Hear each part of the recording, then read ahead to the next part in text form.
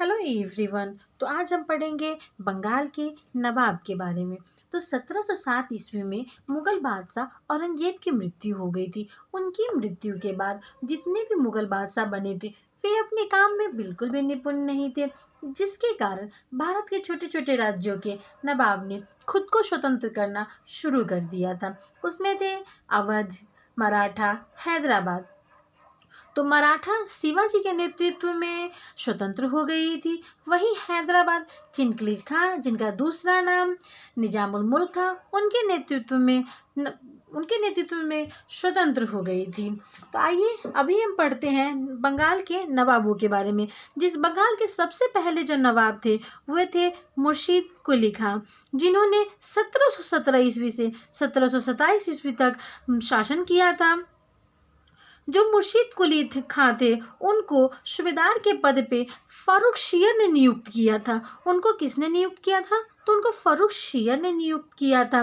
मुर्शीद कुली खां के बारे में अगर बात करें तो उन्होंने जो सबसे महत्वपूर्ण काम किया अपने शासनकाल के दौरान वो था कि उन्होंने राजधानी का परिवर्तन किया था। राजधानी जो कि ढाका हुआ करती थी उसको ढाका से परिवर्तित करके मुर्शिदाबाद कर दी थी। आइए अब हम पढ़ते हैं शुजाउद्दीन के बारे में, जिन्होंने 1727 ईस्वी से 1739 ईस्वी तक शासन किया था। ये जो शुजाउद्दीन थे वे मुर्शीद कुली खां के दामाद थे। इन्होंने जो सबसे महत्वपूर्ण काम किया उन्होंने ये किया कि बिहार को जीतकर बंगाल में मिला दिया। मैं आपसे यहाँ पे एक बात शेयर करना चाहती हूँ। यहाँ पे जो मैं बंगाल शब्द बार बार इस्तेमाल कर रही हूँ, इस बंगाल में सिर्फ पश्चिम बंगाल जो आधुनिक पश्चिम बंगाल है सिर्फ वही नहीं था। इस बंगाल में था पश्चिम बंगाल, पूरा बांग्लादेश, बिहार, उड़ीसा, झारखंड और असम। ये सारे राज्य इस बंगाल राज्य में सम्मिलित थे, जो बाद में छोटे छोटे टुकड़ों में बंट के अलग अलग राज्य बन गए।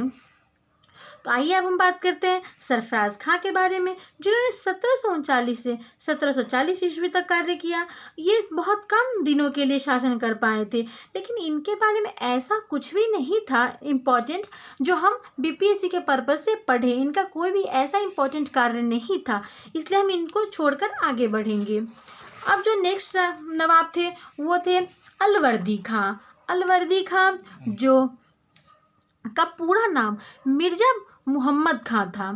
तो अलवर्दी खां ने शासन किया था 1740 से लेकर 1756 ईस्वी तक। अलवर्दी खां के बारे में एक कथन बहुत ही ज़्यादा फेमस है और ये बार बार एग्जाम्स में आता है। अब वो क्वेश्चन कुछ ऐसा आता है कि ये कथन किसने कहा।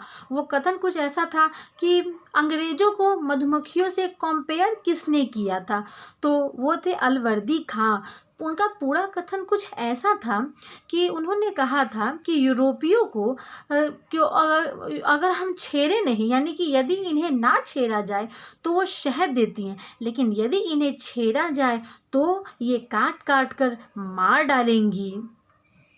तो ये मैं यहाँ पे कहूँगी, सजेस्ट करूँगी कि आप इस कथन को याद रखें, क्योंकि इससे रिलेटेड बहुत क्वेश्चन बार बार आते हैं। अब हम बात करेंगे सिराजुद्दौला के बारे में, जिन्होंने 1756 से लेके 1757 तक शासन किया था और ये सबसे ज़्यादा फेमस नवाब थे बंगाल के। कौन सबसे ज़्यादा फेमस नवाब थे? तो सिराजुद्दौला सबसे ज़्यादा फेमस नवाब थे, परंतु ये सिर्फ 1 साल तक शासन कर पाए थे और ये अलवर्दी खां के नाती थे। सिराजुद्दौला अलवर्दी खां के नाती थे। नवाब के विरोधी भी बहुत थे। नवाब के ऐसे कार्य होते थे, उनके कुछ डिसीजंस ऐसे होते थे जिसके कारण से उनके ढेर सारे विरोधी उत्पन्न हो गए थे, जिसमें उनके रिश्तेदार भी थे, सेनापति भी थे और नवाब तो ऑब्वियसली नवाब के दुश्मन ही होते हैं, तो उसमें नवाब भी थे। जो उनके विरोधियों के बारे में अगर हम जानेंगे तो पूर्णिया के जो नवाब थे शौकत अली खां, इनके सबसे बड़े विरोधी थे। इनका सेनापति मीर जाफर सबसे बड़ा विरोधी था। इनकी मौसी इनकी रिलेटिव थी घसीटी बेगम, ये भी इनकी विरोधी थी। तो ये क्वेश्चन घसीटी बेगम के लिए आपको अंडरलाइन कीजिए। घसीटी बेगम को लेकर एक क्वेश्चन आता है कि सिराजुद्दौला की कौन सी रिलेटिव थी जो उनकी विरोधी थी। उसमें होगा मौसी, चाची, नानी, ताई, ऐसे। तो उसमें आप मौसी को टिक आउट करेंगे और ये नाम याद रखेंगे। उनकी मौसी थी घसीटी बेगम।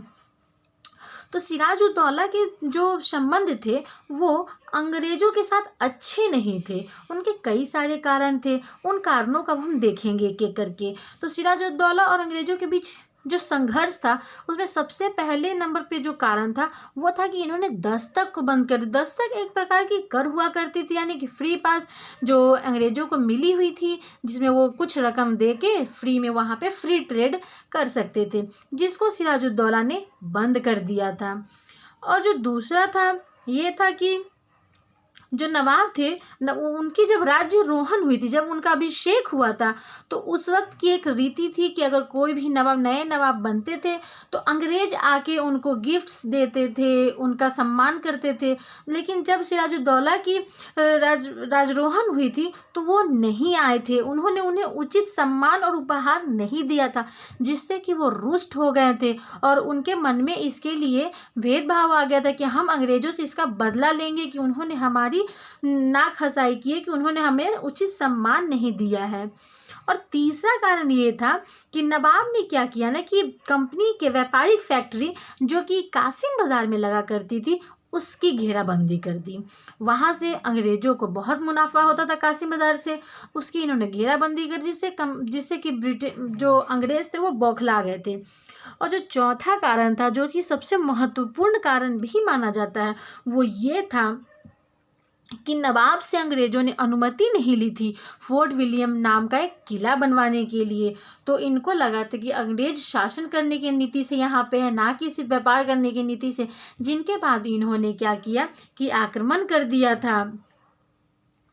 तो नवाब ने इन्हीं कारणों से इन पे आक्रमण कर दिया और अधिकार कर लिया था कलकत्ता पे। और कलकत्ता का नाम फिर इन्होंने बदल दिया था, जो कलकत्ता नाम हुआ करता था उसका नाम इन्होंने बदल के अलीगढ़ कर दिया, अलीनगर रखा था, अलीनगर रख दिया था।